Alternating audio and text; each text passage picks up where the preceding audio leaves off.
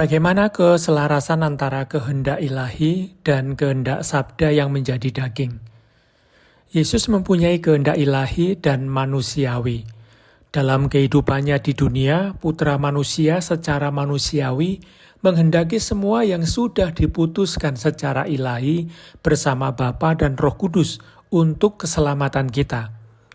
Kehendak manusiawi Kristus mengikuti sepenuhnya kehendak ilahi tanpa ada pertentangan, atau dengan kata lain, kehendak manusiawinya menempatkan dirinya di bawah kehendak ilahi.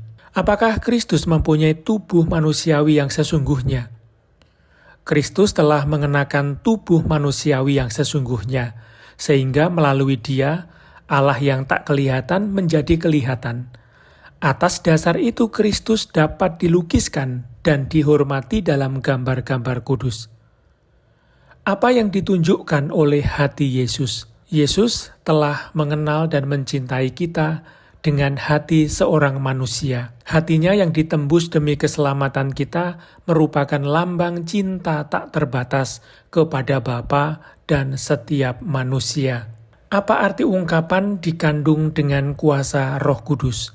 Ungkapan ini berarti bahwa perawan Maria mengandung putra abadi di dalam rahimnya melalui kuasa Roh Kudus tanpa campur tangan seorang lelaki.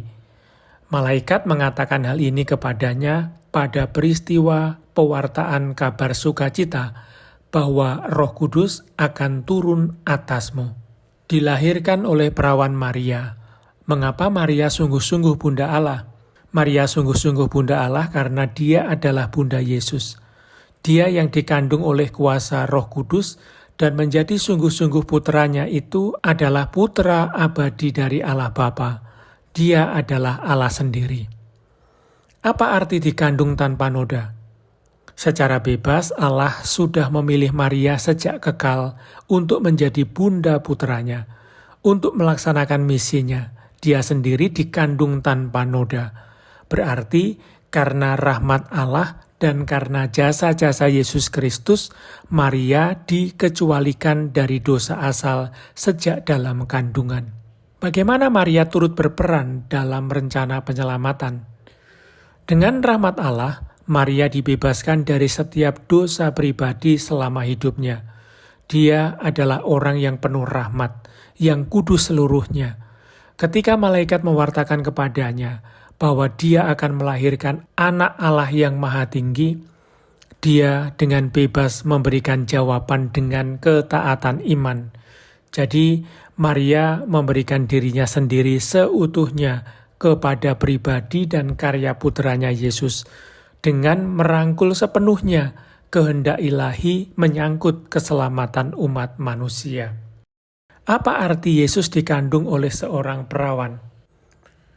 Yesus dikandung oleh seorang perawan berarti bahwa Yesus dikandung dalam rahim perawan melulu karena kuasa Roh Kudus tanpa campur tangan seorang lelaki.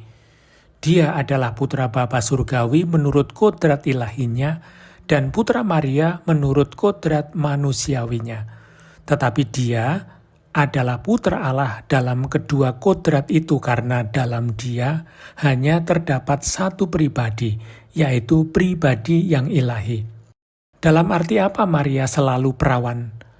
Maria selalu perawan dalam arti tetap seorang perawan dalam mengandung putranya, tetap seorang perawan ketika melahirkan Yesus, tetap seorang perawan ketika merawatnya, tetap seorang perawan selama menyusuinya, selalu tetap seorang perawan. Karena itu, waktu Injil mengatakan saudara-saudari Yesus dimaksudkan sebagai keluarga-keluarga dekat Yesus sesuai dengan cara bicara kitab suci. Dalam arti apa? Keibuan spiritual Maria itu universal.